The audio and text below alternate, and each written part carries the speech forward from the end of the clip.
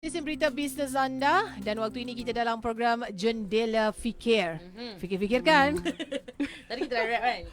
Macam mana lagu dia? Jatuh. Jatuh bila ditolak, Ah. bangkit semula macam tu. Amboi kan. Okey, jatuh bangkit kembali. Okey, itu topik yang kita nak bawakan bersama-sama dengan tetamu kita Encik Nur Razmi Ibrahim yang merupakan perunding motivasi. Di mana Raifah kita lihat kan Perintah Kawalan Pergerakan PKP yang berkuat kuasa pada 18 Mac berikutan penularan wabak COVID-19 ya, memberi kesan kepada banyak pihak. Fasa pertama PKP kita tengok 18 hingga 31 Mac lalu menyaksikan perniagaan kurang penting menghentikan operasi mereka ya. Lepas tu kita tengok orang awam pula diarah duduk kat rumah ni. Duduk diam. Ya, dalam usaha membendung pandemik tersebut. Jadi susulan daripada itu ada yang terpaksa menyusun kembali corak kehidupan dan mencongak semula sumber keuangan yang ada. Cerita masa keuangan ni dia mulalah macam-macam lah. Kan macam-macam lah emosi yang berlaku kan, yang mental terganggu dan sebagainya. Jadi kalau kita lihat dari sudut yang positif, PKP ni secara tak langsung beri peluang untuk kita eratkan lagi hubungan kekeluargaan. Itu positif kalau dia ada duit. Kalau Ya. dia tak ada masalah keuangan, gaji dia masuk saja. Tepat sekali. Tapi Apa macam kita mana emo? pula? Macam mana pula dengan mereka yang terpisah daripada keluarga masa PKP tu? Ini pun dikatakan macam satu cabaran juga. Jadi tempoh tersebut memang memberi impak yang sangat kuat ya, dan yang sangat besar lah kepada mereka yang terlibat. Dah lah hilang pekerjaan. Lepas tu keluarga pula jauh. Jadi kita nak tahulah bagaimana ya nak kita macam nak selesaikan situasi ini. Apa sebenarnya pemikiran, perasaan, emosi yang perlu kita bawa dalam menangani situasi ini. Walaupun PKP dah habis lama dah kan. Sekarang kita PKPP. Tapi ada yang terkesan sampai ke waktu ini dan jangkanya macam hujung tahun belum tentu lagi akan Betul lah, selesai. kalau pasal terpisah tu Cik Azmi, saya akan kongsikan kisah saya secara peribadi. Kita ada Cik Nur Razmi Ibrahim merupakan pakar motivasi. Assalamualaikum, selamat datang ke Bernama Radio. Waalaikumsalam warahmatullahi. Apa khabar Raifah, Natasha? Baik. Alhamdulillah. Kalau suara Alhamdulillah. macam ni memang hari-hari masalah je. Oh, Nak jumpa. baik. Allah. Saya pula rasa macam mesti Ha, kan ha. terselesainya masalah kita ni. Betul lah. Okey, kita nak cerita tentang yang pertama sekali adalah bila kita jatuh. Tadi Tasha kongsikan, jatuh tu bagus sebenarnya. Kerana jatuh itu mengajar kita untuk bangkit dan tidak jatuh di lubang yang sama. Betul. Contohnya begitu. Tetapi bagaimana pula dengan yang jatuh semakin ke dalam, semakin jatuh semakin nun di hujung sana. Kita Hampir lihat tertimbus lah maksudnya. Cik Azmi, situasi ni tak semua orang dapat bangkit semula. Allahu Akbar. Terima kasih. Soalan yang baik daripada Raifah. Ada yang jatuh tak bangun-bangun ya. Ya. Ini yang kita risau sebenarnya. Okey, sebelum kita mulakan saya nak ucapkan selamat Hari Malaysia lah pada semua. Dan kita kena ingat yang ujian ini datang daripada Allah SWT. Jadi kita kena bersabar dan bersyukur dengan apa yang kita ada. Mungkin kita akan jatuh dan makin jatuh ke bawah. Tapi ingat ada orang yang lagi susah daripada kita. Yang kadang-kadang tak ada rumah untuk tinggal, tak ada makan, tak ada makanan dan sebagainya. Dan mereka teringin nak bertukar position ataupun bertukar tempat dengan kita. Jadi kita kena rasa bersyukur, berterima kasih. Alhamdulillah kita masih diberikan rumah, ada keluarga yang baik, tempat tinggal yang selesa. Cuma mungkin dari segi perniagaan ataupun pekerjaan ada kekurangan, mungkin ada yang hilang pekerjaan dan sebagainya. Jadi kena bersabar dan kena teruskan untuk berusaha mengubah ekonomi masing-masing. Baik, tapi bila kita sebut tentang bersabar dan berusaha ni lah bila mereka dapat recover masalah jatuh tu. Kan ni sekarang ini dalam keadaan dalam fasa yang memang lemah. Yang memang sayu. Dia kalau dengar lagu perkataan sayu tu, hati ini makin sayu. Dia tak payah tunggu macam raya dah. Itulah tak payah. terus, Dia sentiasa sayu. Terus-terusan, Jadi untuk waktu ini, bagaimana mereka yang jatuh ni, dia nak structurekan balik otak dia kan. Dia bukan otak je yang fizikal pun sama. Dia nak Emosi. seimbangkan balik untuk dia boleh bangun. Ni memang tak boleh ni Cik Azmi. Tak boleh. Dia macam kekecewaan total. Itu ada. Ni macam kita pula ni. Okay. First thing first, kita kena tambah ilmu lah. Kita kena adjust dengan situasi semasa. Kita jangan rasa benda ni bersifat tetap. Dia sementara sebenarnya ujian ni. Jadi kita kena upskill diri kita dari segi ilmu yang kita kena tambah. Teringat pesan Nabi Muhammad SAW ada berkata talbu ilmi faridatun ala kulli muslim. Maknanya menuntut ilmu itu wajib kepada setiap muslim. Menuntut ilmu ni dia kena ikut pada situasi semasa.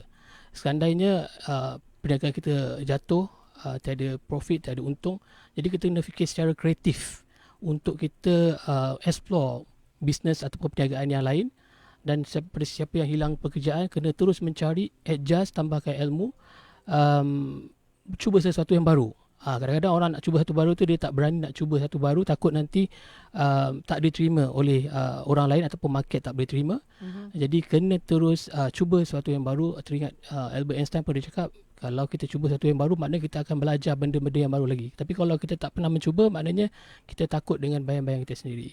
Dan benda ni adalah global pandemic yang dialami oleh semua orang, bukan sekadar di Malaysia tapi di semua negara lah di dunia. Ya. Ya, baik. Okey, dan kita lihat itulah dia. Bila seseorang itu kan Cik Azmi mendapat cabaran kan, bagaimana mereka nak mengawal apa yang mereka rasa, apa yang mereka fikir. Kan ya, dan disebabkan itulah juga mungkin ada yang mengatakan kita kena jumpa seseorang, berkongsi apa yang kita rasa kan. Ya, walhal kadang-kadang orang yang kita kongsikan tu kebanyakannya tak boleh pun nak bantu kita. Kata kita ada masalah kewangan, takkan orang tu nak bagi kita duit. Contohnya macam tu kan. Tapi bagaimana seseorang itu untuk dapatkan kekuatan bila dia merasakan benda ni rasa macam pelik ni. Kan ya, mental terganggu, emosi berkecamuk kan. Mungkin Cik nak marah je ke, kan mungkin dah mula cakap sorang-sorang. Dia tak berani lah dia bercakap sorang-sorang kan. Sebab kan kita tahu panjangnya kan cabaran pada tahun 2020 ini dengan PKP dan sebagainya. Jadi mungkin ada tip yang Cik Azmi nak kongsikan. Okey, nak share sikit tips. Kita kena bila keadaan macam ni, kita kena ambil masa pada diri kita. Jangan kita letakkan expectation ataupun harapan yang tinggi pada diri kita. Maknanya kita akan pressure diri kita sendiri. Jadi set expectation yang realistik, yang munasabah, dan jangan pressure diri. Kita kena ingat benda ini kita alami bersama. Jadi perlu macam tadi Natasha kata, untuk kita berkongsi, perlu kita boleh berkongsi dengan ahli keluarga kita, boleh berkongsi dengan kawan-kawan kita, tapi kena pastikan kawan-kawan pun kena pilih kawan yang boleh kita percayai. Jangan kongsi sebarangan pada kawan-kawan lain, takut nanti dia lagi membawang, lagi kita pressure dengan keadaan kawan kita itu bila kita share masalah kita. Jadi orang kata tak ada masalah yang tak boleh selesaikan. Semua ada semua masalah boleh selesaikan. Tinggal kita je macam mana kita nak analyse, macam mana kita nak strategize balik, macam mana kita nak buat creative collaboration dengan business partner kita. Benda ni macam saya teringat bila saya attend satu seminar, dia kata bila kita menjalankan perniagaan ni, tak semestinya kita berjalan perniagaan ni dengan seorang diri. Dia macam kita main orkestra. Maknanya masing-masing ada peranan masing-masing untuk bermain gitar, trumpet, saxophones, dan konduktor tu adalah perniagaan, adalah orang itu sendiri untuk dia berkolaborasi dengan musician ataupun ahli muzik yang lain lah. Jadi kita kena kreatif, make sure kita kena hasilkan satu produk atau services yang menarik perhatian orang. Di saat getir ni kan, Raifah, ada juga orang berkira, memang sentimen untuk membeli itu sangat tinggi. Orang berkira nak membeli, takut kos tak ada, duit tak ada. Jadi kena pastikan perniagaan yang kita buat tu orang mampu untuk beli, dan apa yang orang perlukan baru kita provide. Kalau macam banyak macam kawan-kawan saya juga yang dalam bidang property, mereka mengadu juga masalah rumah tak terjual dan sebagainya. Jadi kena ada creative collaborations untuk memastikan bahawa produk ataupun services yang kita hasilkan tu menarik perhatian pelanggan-pelanggan kita. Ya. Baik. Saya masih lagi di tahap yang macam belum bangun lagi. Cik Azmi dah suruh berkolaborasi dan sebagainya. Saya masih lagi baru macam jatuh, dia baru macam nak tersedar-sedar macam tu. Okay. Menyariat pun belum lagi ni. Belum. Dia kan bila kita tengok dari segi kejatuhan ni, dia ada banyak tau. Tasha ada sebut awal sikit tadi, penerimaan setiap manusia itu adalah berbeza. Dia merasakan bahawa bila ini adalah cabaran, maka akan ada hikmah dan ada pelangi selepas ini. Betul. Selepas hujan yang lebat. Betul. Tapi ada juga yang merasakan bahawa hidup dia sangat musnah, sehingga mendorong juga tersebut sebut seorang-seorang, cakap seorang-seorang. Cik Azmi, ketika kita berada dalam satu masalah, apa benda yang first thing first yang kita kena buat? Tulis ke? Memanglah nanti kan yang kata kalau dah tak ada bahu untuk bertahan kan masih ada lantai untuk bersujud. Allahu Akbar. Tapi kita nak tahu juga, maksudnya untuk kesemuanya, kita melihat secara keseluruhan, secara general, apa yang kita patut buat bila kita rasa jatuh, kita rasa dugaan tu menghempak bahu kita berat sangat. Nampak. Background music ni kurang. Oh, dahsyat, suara vokal bukan sekadar. Okay. Alright. Kataannya lah. Okay, first thing first adalah kita kena bersyukur lah. Bersyukur, Alhamdulillah, kerana kita bangun masih lagi diberi kehidupan. Ada orang yang tak bangun pagi ni. Macam study menunjukkan setiap 6 saat akan ada orang yang meninggal dunia. Kalau kita kira 1, 2, 3, 4, 5, 6 dah ada seorang yang meninggal dunia. Dan dah begitulah akan terjadi pada saat-saat yang berikutnya. Jadi kita kena bersyukur, alhamdulillah, berterima kasih pada Allah kerana masih diberi kehidupan, masih lagi bernafas untuk kita berfikir. Pada Cik Mi, pada saya simple je, maknanya bila kita bangun pagi tu adalah suatu peluang yang baru untuk kita. Bila kita jadi seorang usahawan ataupun businessman, setiap cabaran itu dia akan pandang adalah dari sudut peluang untuk dia untuk perbaiki lagi ke depan. Jadi bersyukur, satu. Yang kedua, yang paling ini adalah bersabar. So sabar itu separuh pada iman, sabar dan fikir. Kita ambil one step backwards, kita langkah ke belakang sekejap dan fikir balik apa yang kita boleh buat. So bersyukur dan bersabar. Ini macam sayap lah. Sayap, bersyukur dan bersabar. Kena dua-dua seiring. Baru kita boleh terbang tinggi untuk kita terus meneruskan kelangsungan hidup kita. Dan sebenarnya banyak benda yang kita boleh offer kepada masyarakat di luar. Jangan kecilkan skop kita pada sesuatu benda. Kita kena tengok secara totality apa yang kita boleh offer ataupun tawarkan kepada masyarakat di luar. Banyak yang sekarang ni kalau kita tengok businessman ataupun usahawan cuba buat charity. Alhamdulillah, ramai nak jadi insan yang baik. Kalau sebelum ni ramai kata, oh dia ada duit, dia boleh buat apa saja. Jadi sebenarnya duit bukanlah segalanya, tapi yang penting kita memberikan sesuatu nilai tambah kepada yang lain. Bersyukur dan bersabar. Syukur dan sabar. Ya, dua sayap kiri kanan mesti ada Betul. dua-dua. So SS. Ya kan. Okey. Dan bagaimana ya kita nak didik diri kita kan Cik Mi kan? Ya. Yang sesuatu situasi yang memberi tekanan ataupun memberi cabaran pada kita itu, dia adalah bersifat sementara. Betul. Mungkin ada yang 3 bulan, tak baik lagi ni. Aku Mm-mm. masih lagi depressed contohnya. Masuk 6 bulan tak settle lagi. Setahun, 2 tahun. Tapi kita nak pujuk hati ni, sabar, sabar, syukur, sabar lagi, sabar. Tapi masa makin makan masa makin dia ambil. Ya. Macam mana kita nak didik diri kita ni supaya kata Positif ni sementara. je. Positif je. Alhamdulillah. Ini adalah betul cakap Natasha. Ini adalah bersifat sementara. Kita sebagai seorang Islam, kita cuba kena belajar untuk berdamai dengan takdir. Wow, berdamai dengan takdir Ya betul. Boleh sah berdamai dengan takdir. Betul. Sebab kalau kita selalu fikirkan kenapa aku? Kenapa saya kena kat aku? Kenapa masalah ni selalu menghantui saya contohnya? Kalau kita asyik tanya itu maknanya kita questions yang pemberi dugaan ini ataupun ujian ini adalah siapa dia? Adalah Allah SWT. Jadi kita kena belajar berdamai dengan takdir, terima dengan rela dan redha, dan kita kena adjust dengan situasi semasa. Sekarang dalam norma baru. Jadi kita kena fikir apa perkara yang kita boleh contribute dalam keadaan baru juga. Maknanya cara yang baru, new ways. Sekarang ni kalau perniagaan kita lebih kepada offline, sekarang ni lebih pada online. Jadi kita kena tambah ilmu online ni, digital marketing dan sebagainya untuk kita adaptasikan dengan situasi yang berbeza ini. Betul ni bersifat sementara. Kita macam tadi Cik Mi cakap, kita cuba control apa yang kita boleh control. Macam COVID-19 kita tak boleh control. Kita tak boleh tukar dunia untuk tak ada COVID-19. Maknanya kita kena control within our control. Apa yang dalam kita punya control adalah contoh, kita boleh control cara kita bergaul dengan orang. Social distancing ataupun physical distancing. Kita boleh control dengan memakai pelitup muka dan sebagainya. Kita boleh control the way kita cakap dengan customer kita. Kita boleh control the way we email ataupun kita email pada customer kita. Jadi within control tu kita kena buat mana yang kita boleh control. Tapi jangan untuk control dunia yang kita tak boleh control.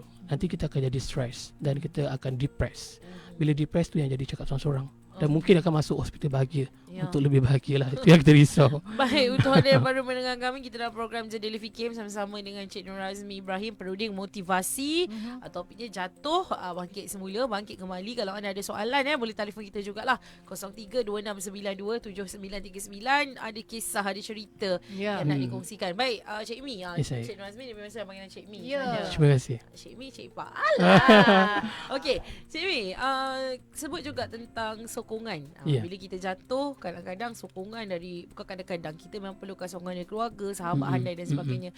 Tapi bukan semua orang juga bernasib baik ada sahabat, ada keluarga yang memang menyokong. Ya. Macam mana pula dengan situasi mungkin kerja tak ada masalah dan sebagainya tapi terpaksa berjauhan. Ya. Contoh isteri berada di luar negara Ya. contohnya. Tak dapat balik ni PKP dan sebagainya. Nak redakan hati pasangan jauh, PJJ memang kerjanya jauh. Dia dah bangkit dah Cik May, dah Ya. kerja jauh. Mm-mm. At least Ada kerja. Ada kerja Ya. macam tu. Macam mana nak kuatkan hati ni, kuatkan jiwa raga ni? Okey, soalan yang baik daripada Cik Fah. Cik. Okey, untuk menguatkan hati bila kita ada suami isteri berjauhan, PJJ dan sebagainya, kita kena gunakan teknologi yang ada. Kita boleh utilize teknologi yang ada. Maybe kita boleh buat video call sebagainya untuk kita berkomunikasi dengan pasangan kita. Dan kena ingat bila rezeki kita jauh, maknanya ujian dia adalah sangat kuat lah dari segi hubungan dan sebagainya. First thing first, Cik Mi suggest cadangkan kita bila berada dalam situasi begini, apa yang kita mampu buat adalah kita terus berkomunikasi dengan pasangan kita. Kita tahu kenapa kita kena berjauhan. Itu yang paling penting. Kadang-kadang orang kata, ya Allah jauhnya pasangan aku ni kan. Tapi kena fikir balik why, kenapa kita berjauhan. Kita nak mencari rezeki yang halal dan kita nak teruskan kelangsungan hidup untuk keluarga kita dan anak-anak kita. Dia lebih daripada orang lain. Kita jangan pandang diri kita je. Kita pandang tanggungjawab kita yang di bawah tu yang kita perlu pikul bersama. Jadi bila kita fikir balik, oh inilah perjuangan yang perlu diteruskan. Jadi kita akan rasa lega dan kita fikir sebenarnya ya Allah banyaknya kontribusi. Mungkin pada dunia kita adalah seorang insan, tapi pada mata anak-anak kita, kita adalah seorang hero ataupun orang kata pejuang untuk keluarga kita. Jadi bila kita fikir panjang macam ni, barulah kita rasa macam ya Allah ya Tuhanku, bersyukurnya aku ada kerja lagi. Ada orang tak ada kerja, dah mengangguk dah lama. Ada yang berhutang sana, berhutang sini. Kontak Cik Mi pun ramai juga yang tak ada kerja dan masih berhutang dengan kawan-kawan. Mana yang kita boleh bantu sebagai seorang insan, kita bantulah. Tapi kalau kita tidak mampu bantu, kita bantu dengan cara kita sendiri. Bagi semangat dan Bagi semangat, bagi tenaga, bagi nasihat dan sebagainya. Yep. Okey. Baik. Dan bila kita bercerita tentang jatuh bangkit semula ni bangkit kembali Bangkit ni kembali. Cik Mi, kalau kita lihat antara yang kita sukar nak kawal adalah kawalan emosi. Betul. Bila minda kita kan? Dia bila minda kita terganggu, jadi kita punya tindakan tu akan melibatkan emosi. Betul. Kadang-kadang seseorang itu dia tak nak pun jadi sedemikian. Katalah Ya. contoh kita tengok macam sebelum ni, dia ni orang yang lembut saja. Betul. Kan dia tak pernah tengok dia stres dan sebagainya. Tapi mungkin ada sesuatu keadaan yang memberi tekanan kepada beliau. Betul. Kan jadi emosi bergelora, Betul. jiwa rasa bergelora. Okey. Jiwa. Betul lah itu lagu dia. Okey. ke- Kawalan emosi. Macam mana Cik Mi? Ya. Kawalan emosi. Okey. Yep. Dari segi sifat fitrah ataupun psikologinya, manusia bertindak dengan dua perkara lah. Perkara pertama, manusia bertindak melalui pleasure. Maknanya kalau dia seronok, dia akan emosi dia akan terbuai juga. Dan kedua, manusia akan bertindak kalau dia kena pain. Pleasure and pain. Maknanya kalau orang tu dalam keadaan tekanan sakit, emosi dia pun akan terganggu. Jadi dalam kategori Natasha beritahu tadi adalah dari segi pain. Orang akan merasa sakit, pedih. Jadi emosi ni akan terganggu. Kita kena balik kepada kenapa punca kita merasa begitu. Kadang-kadang kita emosi kita berkecamuk. Bila macam kawan Cik Mi pun emosi turun naik tau. Bila Cik Mi tanya balik, apa masalah sebenarnya? Apa punca rasa macam ni? Kadang-kadang dia pun tak tahu apa punca dia macam ni. Tiba-tiba emotional. Dia banyak yang dia pendam. Jadi kita kena perlu luahkan. Manusia ni memang sifat dia adalah untuk berinteraksi, untuk kita terus berkomunikasi, berborak dengan member-member, meluahkan. Macam dalam agama Islam kita pun, agama kita mengajar kita untuk terus berdoa. Maknanya bila kita berdoa tu secara psikologinya kita meluahkan rasa kita dalam hati tu, tak terpendam. Kita doa pada Allah untuk dipermudahkan segala urusan. Kita mengadu kepada dia. Alhamdulillah, macam Cik Mi sendiri pun mengalami juga masalah yang sama sebelum-sebelum ini, di mana kadang-kadang ada rasa emosi yang tidak berapa menentu walaupun lelaki tapi Cik Mi selalu ingat, Alhamdulillah kita masih lagi ada Allah, masih ada Tuhan untuk kita mengadu masalah kita. Kadang-kadang orang kata doa pun tapi tak ada apa yang makbul. Jangan fikir short term, kita fikir long term. Rezeki ni kalau Allah nak bagi, dia macam-macam cara. Ada 8 jenis rezeki lah kalau Cik Mi boleh share yang Allah boleh tambah rezeki kita. Pertama, Allah kata rezeki dijamin. Maknanya setiap manusia yang lahir ataupun di dunia ini diberi kehidupan, dijamin rezekinya. Rezeki yang kedua, rezeki kita berusaha. The more we put effort, lagi banyak rezeki kita akan masuk. Yang ketiga, rezeki kita bersyukur. Alhamdulillah, bersyukur, Allah akan tambah rezeki lagi. Yang keempat, dengan beristighfar. Mungkin kita banyak dosa. Jadi dengan beristighfar kita akan insya-Allah Allah akan hapuskan dosa kita. Yang kelima, kalau kita tak ada rezeki, kurang rezeki, kita bernikahlah, kita kahwin. Allah kata akan tambah rezeki kalau orang kahwin. Yang keenam, rezeki pada anak. Maknanya kalau anak kita ada lagi ramai, lagi banyak rezeki. So kita tambah-tambahlah anak kan. Jangan kontrol-kontrol anak pula. Yang ketujuh, rezeki yang tak diduga. Kadang-kadang tiba-tiba jatuh, tiba-tiba ada kontrak masuk, ada business proposal masuk, ada klien nak bagi bisnes. So dia rezeki tak diduga kadang-kadang. Dan yang terakhir adalah yang ke-8, rezeki kita bersedekah. Itu yang paling penting. Baik, kita ada memanggil Ya. di talian. Kita ada Pak Zainal sebenarnya. Hello, Assalamualaikum. Assalamualaikum tuan. Assalamualaikum tuan, kata Pak Zainal. Waalaikumsalam warahmatullahi. Raifa dan Natasha, apa khabar? Alhamdulillah Pak Zainal. Saya Okey. tak pernah, saya suka bertanya tentang ni puan tuan yang bercakap ni. Silakan. Silakan, Cik silakan. Mi ni Pak Zainal. Bila perjalanan ni banyak tertekan lah. Allah. Kenapa? Ujian Kenapa tu? perjalanan ni berat lah tuan. Ya, Ujian perjalanan ni berat. mungkin. Perjalanan dah hilang penglihatan 13 tahun. Okey. So dulu Pak Jana seorang bekas tentera. Dah 28 tahun berpencen kan. Masalah kewangan makanan tidaklah sebab apa setiap bulan ada duit kan. Ya.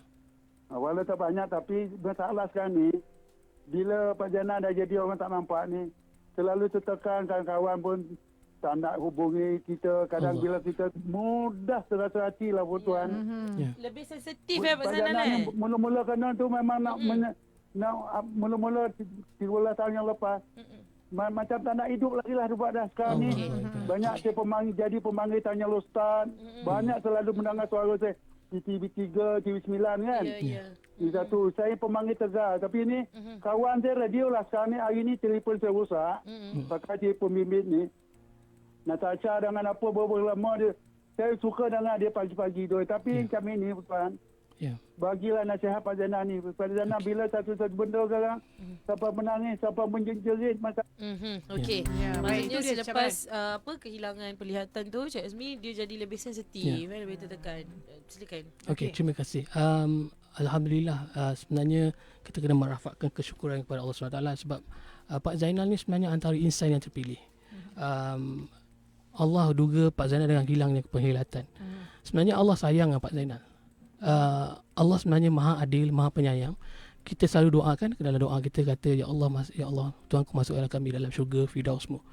Jadi Allah maha mendengar. Allah tidak pernah mengecewakan. Mungkin dengan ujian ini insya-Allah dengan ujian yang Pak Zainal lalui ini melayakkan Pak Zainal untuk bersama dengan ahli syurga yang lain, tempat syurga Firdausnya pada Pak Zainal.